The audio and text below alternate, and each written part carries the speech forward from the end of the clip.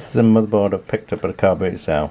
It came with some memory, this, and hopefully there's a processor under there. Nothing very special, but the thing that interested me most about this was that it came with these cables. So you've got power reset buttons, like, so that I can just connect these to any motherboard that I'm testing and don't have to put them in a case. So the first thing we're going to do is clean it, because as you can see, this is not looking very good at all.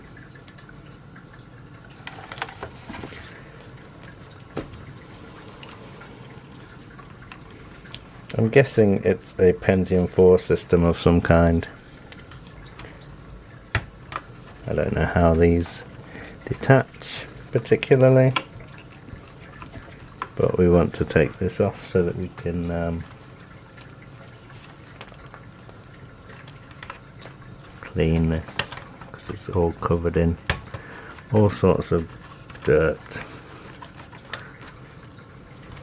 Does anyone know how these brackets work?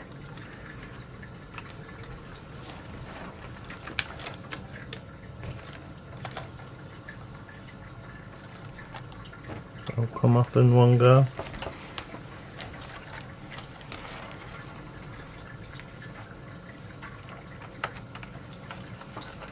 Aha.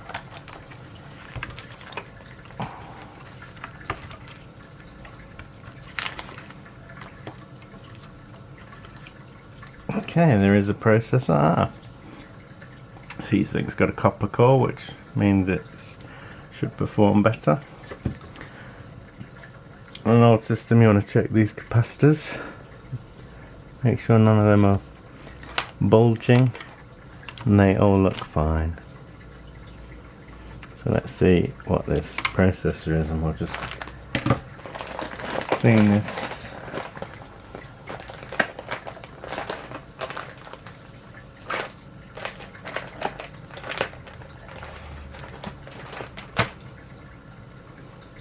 Almost looks like it's got some kind of cobwebs going off down there. I want to guess what it's going to be.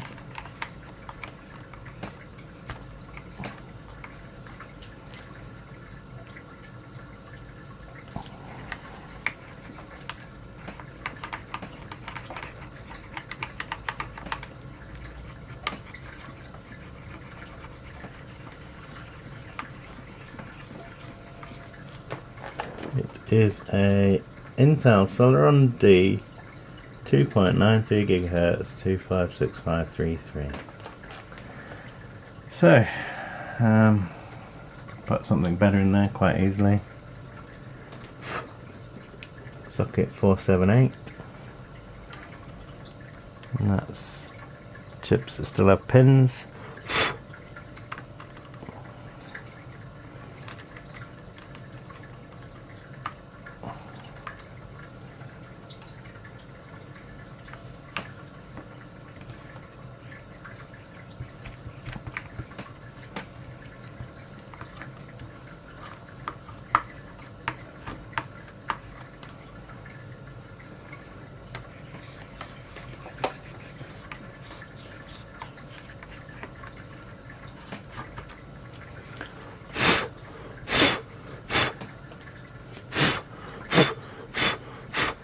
I mean, you can get a can of compressed air. That's useful for getting into tiny spaces.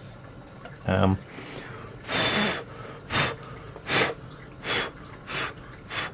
blowing does also work.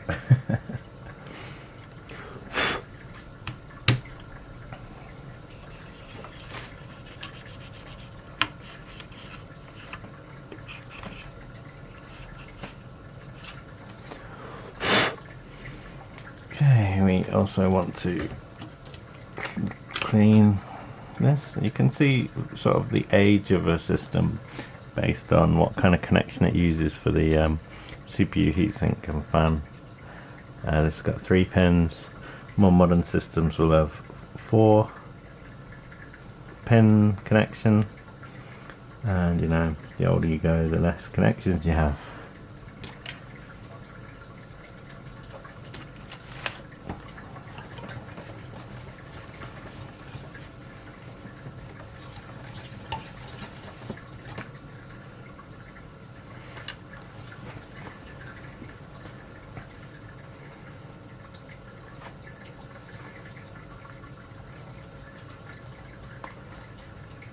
I'm gonna have to edit out a lot of this because this camera does not have a pause mode, which is helpful. You know, mobile phones, when you're recording video, have a pause mode.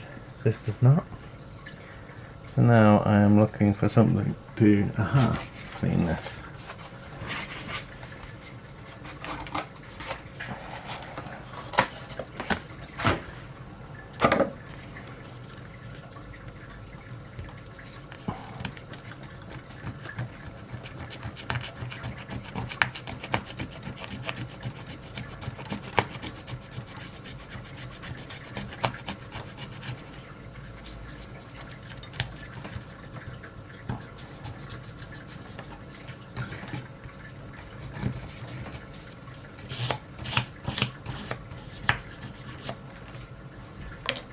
Okay, let's see if we can separate this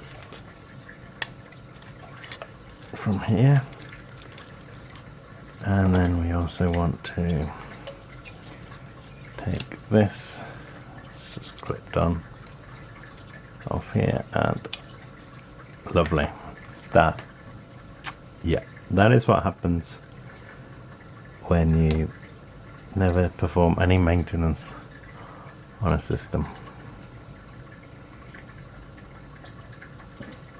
And also the fan is very similar.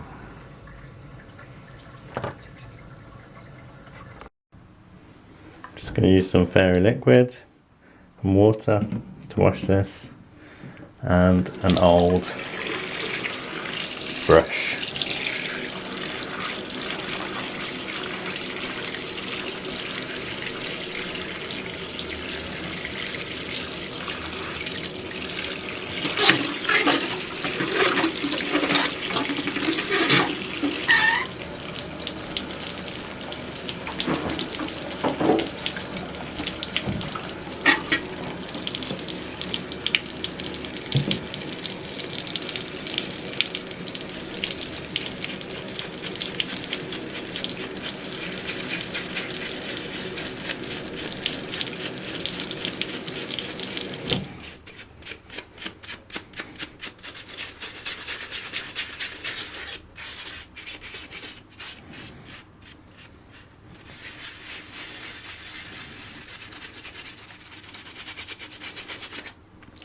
Ow! The edges are sharp.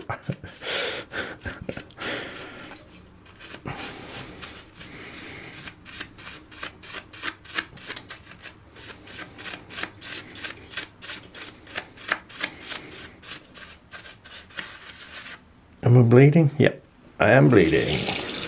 First blood.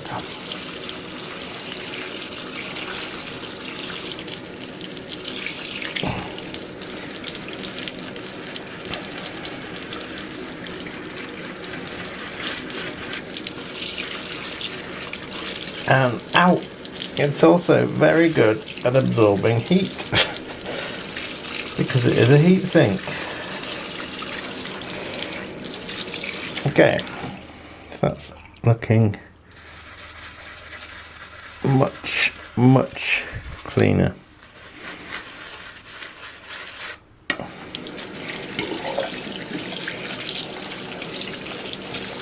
I need to leave that somewhere to dry.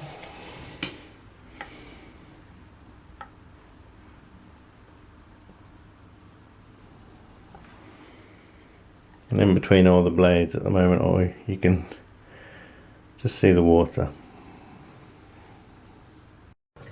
This is a Foxconn motherboard. Right here is where the SATA ports would be if it had them. Version 1 motherboard, 661M04G6L. and it's got two 256 megabyte DDR sticks of RAM. They look very similar, but they are not matched. So one's a Elixir and one's a Promos.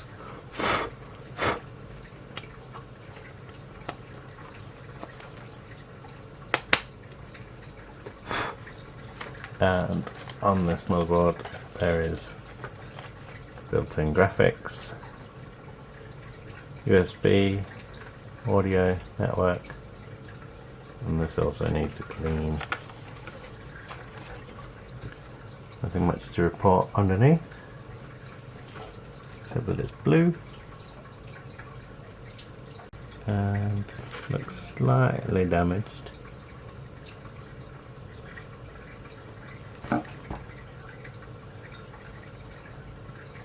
So, I mean, we don't know if it's going to work or not, but we will find out. Okay, I'm just going to use a wet wipe to clean the rest of these heatsink parts.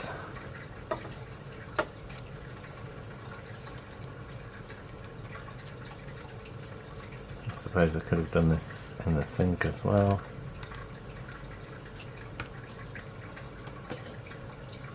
The fan that will also need a lot of cleaning.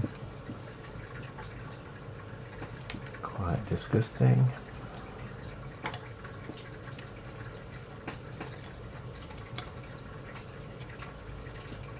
And does not smell good at all. So I'm generally just avoiding. I'm not smelling it. That's my plan.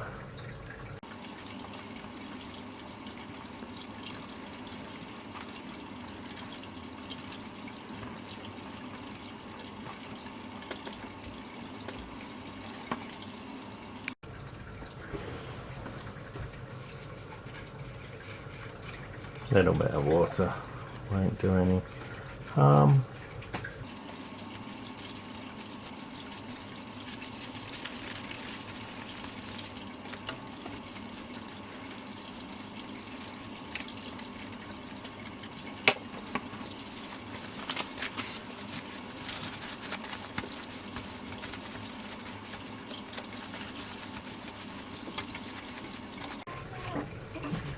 Cat. Hello, pussycat. What's this? What's this? Come on. Nope, you don't want to be on video.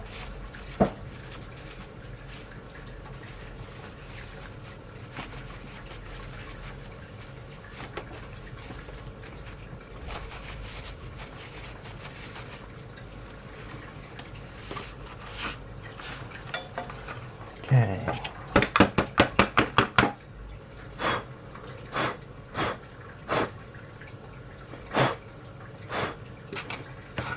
What else do we have to clean? We can clean the back of the motherboard.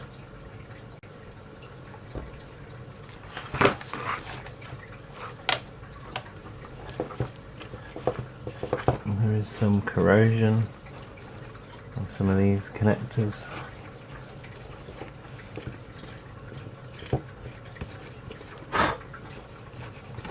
A lot of dust.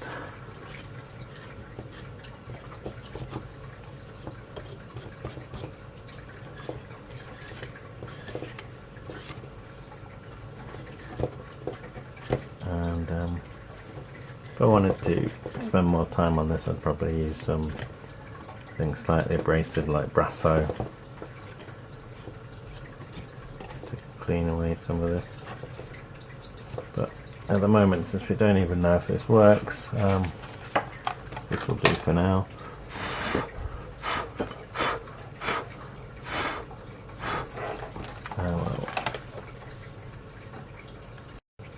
Okay, let's start putting this back together and see if it works.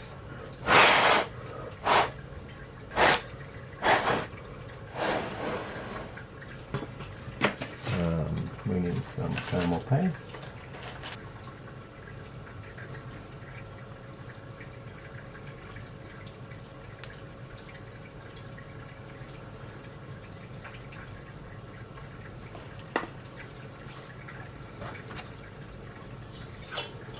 And this clips on to here.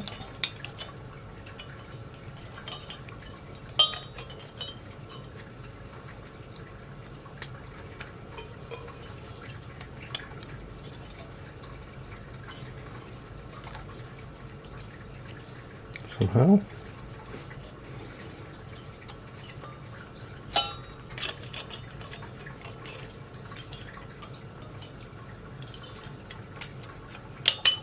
There we go, that's better.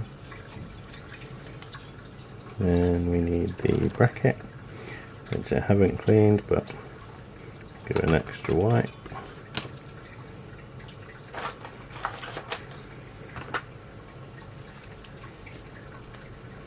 Well, I've cleaned it a little bit, but not as thoroughly as I was planning.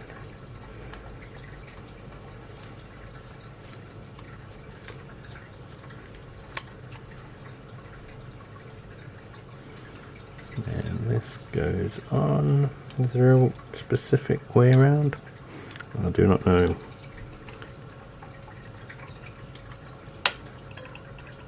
Give it a little wiggle. Help the thermal paste spread. We can check that if we want. Maybe I'll put a little bit more.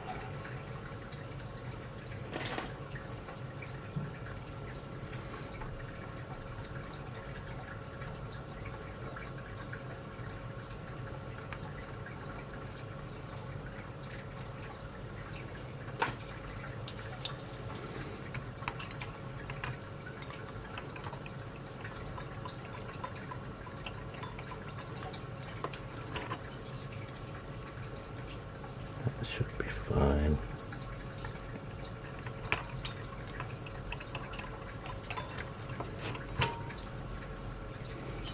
As long as it's covering the main copper core of this heatsink.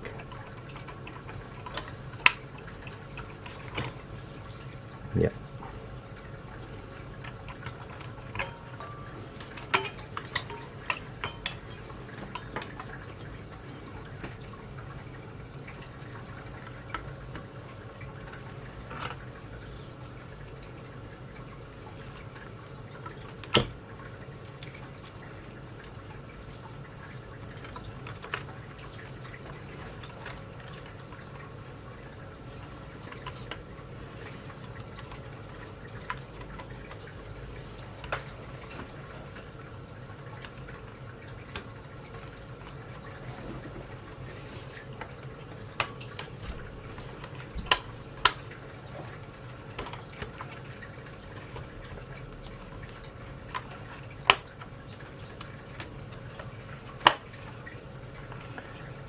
Okay, that's that. Connect up the fan.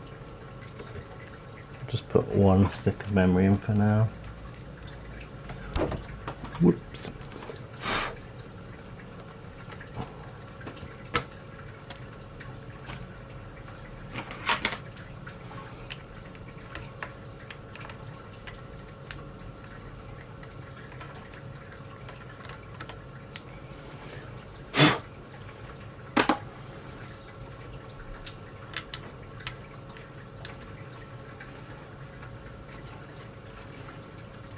And then let's connect some stuff up.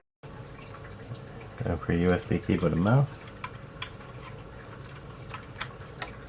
Going for BJ.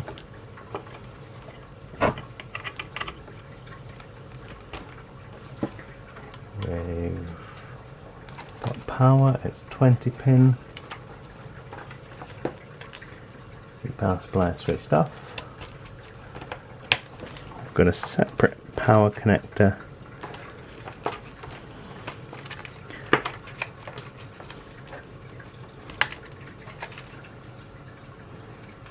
here, and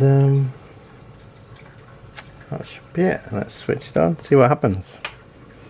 and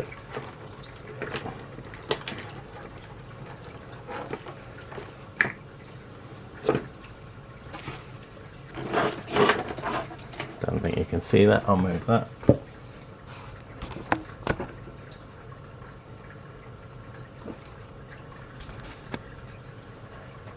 And away we... which one's power? Reset is blue. So away we go.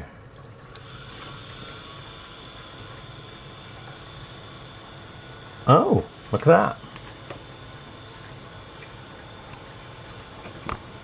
It's posted. It's alive.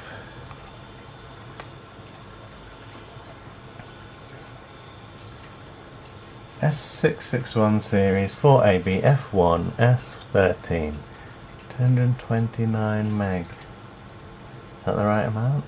Maybe it's using some for the processor. Let's go have a look in the BIOS. Assuming it likes USB keyboards, which it does not. A different socket. Aha! It's accepting the keyboard now. 2005. Super boot. What is Super boot? Super BIOS protect CPU clock. Oh look, you can just change that if you want. DRAM frequency, advanced BIOS, CPUs, thermal management, thermal monitor. Let's see if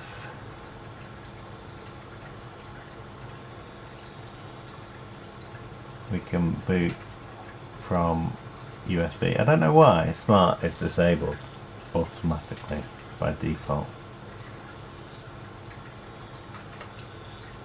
DRAM clock timing, AGP, on chip AGP, yep, it's using 32 meg for the onboard graphics, and look, you can just have a faster graphics engine clock if you want.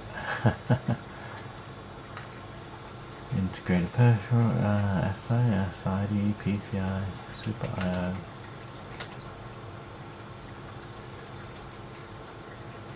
All pretty boring stuff. USB. Power management.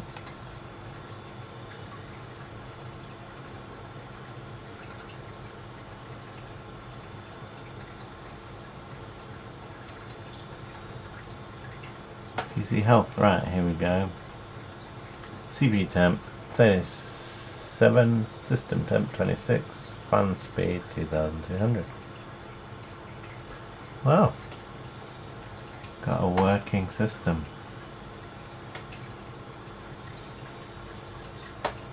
And since we've got USB, let's see if we can boot from a USB device. Because the first thing I want to do on a system that I've not used before is test the memory. And I've got memtest on this USB stick, so let's see if we can get it to boot from USB.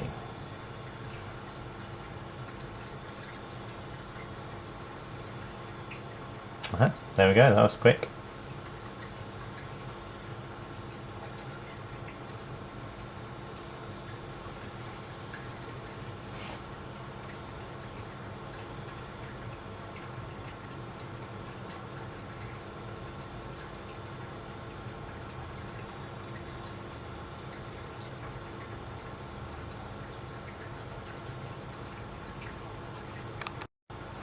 Okay, we've got a pass here, which means the memory's fine, and I'll check the other memory stick now. Thumbs up, also passed. So let's see what we can do next. Since this system doesn't have any built-in SATA, I thought I would see if it will boot from a SATA PCI card.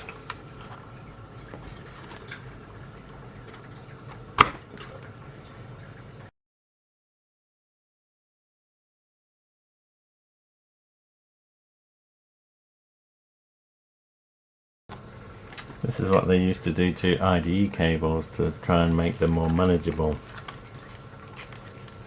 Make them into these fat cables, turning a wide cable into a thin cable.